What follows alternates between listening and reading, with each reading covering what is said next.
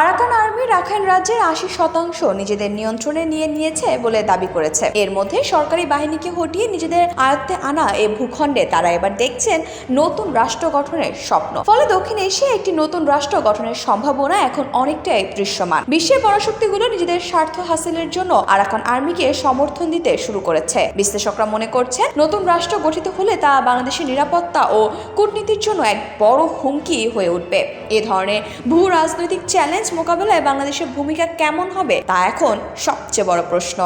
ভারত চীন নিজেদের ইতিমধ্যে তাদের কৌশল বাস্তবায়নের উদ্দেশ্যে কাজ শুরু করে দিয়েছে। চীন রাখাইন রাজ্যে গভীর সমুদ্র বন্দর নির্মাণ করেছে, যা বঙ্গোপসাগরে নিজেদের প্রভাবকে আরো শক্তিশালী করেছে। সড়কপথ ও সাগর পথে গ্যাস সরবরাহ তুলনামূলকভাবে অনেকটা সহজ হয়েছে। বসে নেই ভারতও, বিনিয়োগ বাড়াচ্ছে রাখাইনে। লক্ষ্য একটাই, সেভেন সিস্টার্স ও কলকাতার মধ্যে যোগাযোগ ব্যবস্থা আরো সহজ করা। বাংলাদেশের সাথে মিয়ানমারের প্রায় 270 কিলোমিটারের সীমান্ত রয়েছে। সীমান্তবর্তী দেশ হিসেবে বাংলাদেশের সাথে মিয়ানমারের সম্পর্ক তেমন একটা ভালো না। নতুন রাষ্ট্র গঠিত হলে তা বাংলাদেশের জন্য জটিল পরিস্থিতি তৈরি করতে পারে। রাখাইনে আরাকান আর্মির নিয়ন্ত্রণ রোহিঙ্গা সংকটের পাশাপাশি বাংলাদেশের সীমান্ত নিরাপত্তা ও পার্বত্য অঞ্চলের নিরাপত্তা ঝুঁকি সৃষ্টি করবে।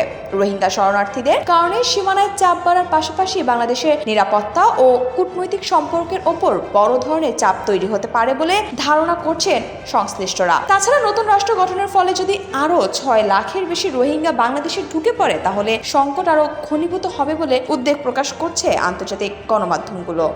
বিশ্লেষকরা বলছেন উদ্ভূত পরিস্থিতিতে নিজস্ব স্বার্থ বিবেচনায় বাংলাদেশকে আরও কৌশলী হতে হবে। বাংলাদেশ মিয়ানমারের সীমান্তে অতিরিক্ত বিজিবি মোতায়েন ও আধুনিক নজরদারি ড্রোনের মাধ্যমে নিরাপত্তা জোরদার করতে হবে। নতুন করে যেন অবৈধ রোহিঙ্গা শরণার্থী প্রবেশ করতে না পারে সেই বিষয়ে নিরাপত্তা বাহিনীকে সচেষ্ট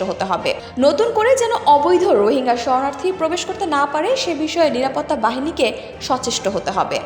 রোহিঙ্গা ইস্যুতে আন্তর্জাতিক সম্প্রদায়ের সমর্থন আদায়ের জন্য বাংলাদেশকে আরও সোচ্চার হওয়ার পাশাপাশি ভারত চীনের ওপর নির্ভরতা কমিয়ে জাতিসংঘ, আসিয়ানের মতো আন্তর্জাতিক সংস্থাগুলোর সঙ্গে সমন্বয় করে সংকট সমাধানের চেষ্টা করতে হবে। রোহিঙ্গা প্রত্যাবর্ষণে একমুখী না হয়ে মিয়ানমার সরকার ও আরাকান আর্মি উভয়ের সঙ্গে কৌশলগত আলোচনা চালিয়ে যেতে হবে অন্তর্বর্তীকালীন সরকারকে।